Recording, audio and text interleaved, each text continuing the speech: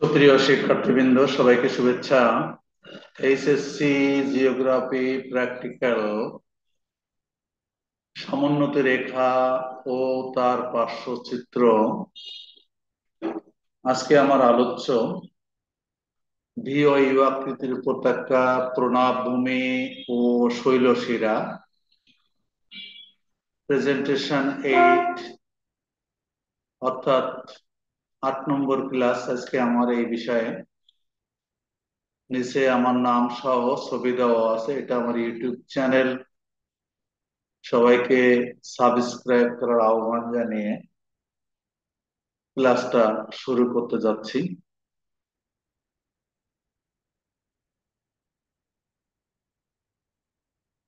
আজকে আমার যে আলোচ্য বিষয়টা সেটা হচ্ছে সমন্বিত রেখা, অর্থাৎ ভি আকৃতির উপত্যকা, ইউ আকৃতির উপত্যকা, প্রণামভূমি, শৈলশিরা। এই চারটা বিষয় নিয়ে আমি আজকে আলোচনা করব।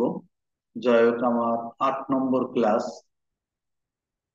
সবাই আমার এই ক্লাসটা দেখার জন্য আহ্বান জানিয়ে এবং আমার ইউটিউব চ্যানেলটা সাবস্ক্রাইব করার আহ্বান জানিয়ে ক্লাসটা শুরু করি।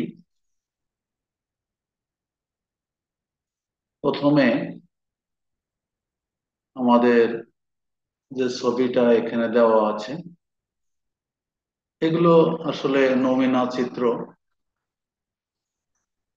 সমোন্নত রেখা ও তার পার্শ্বচিত্র আমি যেভাবে এখানে মার্জিনটা দিয়ে দিয়েছি, ঠিক এভাবে অঙ্কন করলে ভালো হয়, ছবিটা দেখতে সুন্দর হয়। এই আকৃতির উপত্যকা আমরা কি বলেছি, যে এই যে উলম্ব রেখা বা দৈর্ঘ্য, এটাকে আমরা 4 ইঞ্চি ধরেছি। বারবার আমি এই কথাগুলো বলছি। আর এটাকে আমরা 3 ইঞ্চি ধরেছি, এটাও তাই। আর এই যে ছোট ঘরগুলো, এটা হচ্ছে 0.2 ইঞ্চি হিসাবে অঙ্কন করতে হবে। এবং প্রত্যেকটা ঘর 0, 100, 200, 300, 400, 500, 600 এইভাবে ফিট হিসেবে দেখানো হয়েছে, এটাও তাই। প্রথমে আমরা ভি আকৃতির উপত্যকায় আসি। ভি এর তলদেশটা গভীর এবং আকৃতিটা অনেকটা ভি এর মতো। এর সমোন্নত রেখা যদি আমরা আঁকতে চাই, তাহলে প্রথমে আমরা দেখবো যে মাঝখানে যে সমোন্নত রেখা আঁকা হয়েছে, এইটা যত কাছাকাছি হবে এটা ভির আকৃতি তত সুন্দর হবে। এটা যদি আরো ছোট করে দেওয়া যেত, তাহলে এইটা আরো ভি আকৃতির ভালো হতো। তো যাই হোক, আমরা দেখাচ্ছি এটা। আমরা এখানে এইভাবে আসি। এখানে যদি এইভাবে এই ভিটা নেই, অথবা যদি আমরা চিত্রটা এইভাবে দেই তাও হয়। তারপরে দ্বিতীয়টা যে সমন্বয় রেখা 400, সেটা যদি এইভাবেও নিয়ে যায় তাও হবে। তারপরে 500 এইভাবে, 600 এইভাবে, 700 এইভাবে, এই সমন্বিত রেখাগুলো আমার এঁকে দিতে হবে। তারপর দেখো এখানে যে বিষয়টা হয়েছে, এই যে 300 প্রথমে নিয়েছি আমরা, এখানে 300 বরাবর এই যে এটা, এই রেখাটা, আর এইটা, এই বিন্দুটা যোগ করেছি। আবার এ পাশেরটাও ওই যে 300, সেটাকে যোগ করেছি। যোগ করে এইভাবে প্রত্যেকটা যোগ করে 600তে স্পর্শ করেছে, 500তে করেছে, তারপরে 400তে, 300তে পর্যন্ত এটা ছেদ করেছে। এই ছেদ রেখাগুলো যেখানে ছেদ করেছে সেটা যদি আমরা যোগ করি তার রেখার মাধ্যমে, তাহলে আকৃতিটা, রেখাটা অনেকটা ভি আকৃতি হয়ে যায়।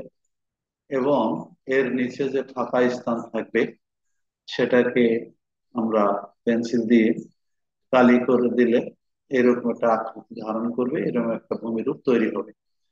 তা যাই হোক, আমরা ভি আকৃতির উপত্যকা পেলাম। ইউ আকৃতির উপত্যকা ঠিক এমনই এটা মাঝখানে যে সমোন্নত রেখা, এর একটু দূরত্ব বেশি করে দিতে হবে। সমোন্নত রেখাটার একটু দূরত্ব বেশি করে দিতে হবে। এটা আমি আর বেশি দেখাচ্ছি না। এইভাবে আমার যেগুলো আঁকা আছে এইভাবে আঁকলে হবে। আমরা দ্বিতীয় চিত্রে চলে যাই। এটা হচ্ছে ইউ আকৃতির উপর একটা। এবার আসলে প্রণামভূমি এবং কি আছে, প্রণামভূমি এবং শৈলশিরা, এই আকৃতিগুলো আমাদেরকে সবসময় মনে রাখতে হবে। এখানে কিন্তু আমরা 400 পর্যন্ত নিয়েছি। এই দেখো, রেখাটা প্রথমে যদি 800 নেই, সবচেয়ে বড় যেটা, এই রেখাটা এইভাবে আমরা সমন্বিত রেখাগুলো নিতে পারি প্রণামভূমি অঙ্কন করার সময়।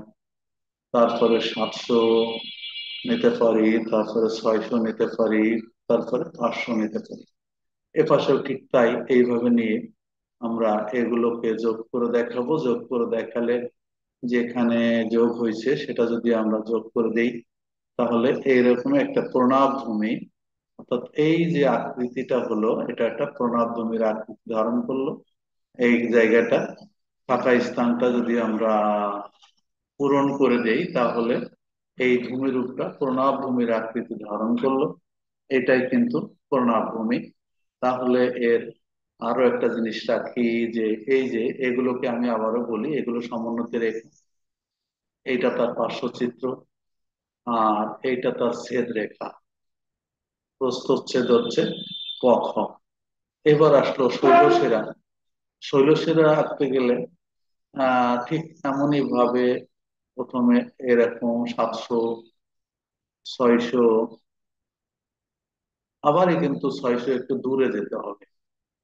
একটু দূরে ফাঁকা করে এইভাবে আমাদেরকে অঙ্কন করে দিতে হবে। তারপরে এই যে 700 যদি আমরা এটা যোগ করি, এখানে এখানে ছেদ করেছে। 600 যদি এখানে যোগ করি, এখানে এখানে ছেদ করেছে। তাহলে এটা কিন্তু একটা আকৃতি ধারণ করবে শৈলশিরা। এই শীর্ষবিন্দু যদি এখানেও করি, তাহলে এই যে শীর্ষ, এখানে ছেদ করেছে, এখানেও ছেদ করেছে। এইটা 600-তে এখানে ছেদ করেছে। দেখো আমাদের এই রেখার সঙ্গে এই 600 কিন্তু মিল আছে। এখানেও সেট করেছে। যেখানে যেখানে সেট করেছে আমি আর বিস্তারিত ব্যাখ্যা দিলাম না, যেহেতু আগে দিয়েছি। এইভাবে যদি আমি রেখাগুলো যোগ করি, তাহলে আমাদের এই রেখার আকৃতিটা অনেকটা শৈলশিরার মতো হয়ে যাবে। এবং ফাঁকা অংশ আমরা যদি কালি করে দিই, তাহলে এটা শৈলশিরা, একটা শৈলশিরার ন্যায় একটা ভূমিরূপ অঙ্কিত হবে। যাই হোক, সকলকে অসংখ্য ধন্যবাদ জানিয়ে আজকে আমরা যে ছবিটা দেখলাম, যেটা আজকে, তাহলে আমরা তোমাদের ক্লাসের প্রায় শেষ ক্লাস এটা। এই সমোন্নত রেখা পার্শ্বচিত্রে এখানে আজকে ভি আকৃতির উপর থাকা, ইউ আকৃতির উপর থাকা, প্রণামভূমি, শৈলশিরা, এগুলোকে দেখানো হলো। প্রেজেন্টেশন 8 নম্বর ক্লাস। 8 নম্বর ক্লাসে কিন্তু 8 আর 2 10 আর 2 12 প্রশ্ন অনেকগুলো হয়ে গেছে। যাই হোক, তোমরা এইভাবে এই ছবিগুলো এঁকে প্র্যাকটিক্যালটা কমপ্লিট করবে। যাই হোক, সবাইকে অসংখ্য ধন্যবাদ জানিয়ে আমার ইউটিউব চ্যানেলটা সাবস্ক্রাইব করার আহ্বান জানিয়ে এখানে শেষ করি। আল্লাহ হাফেজ।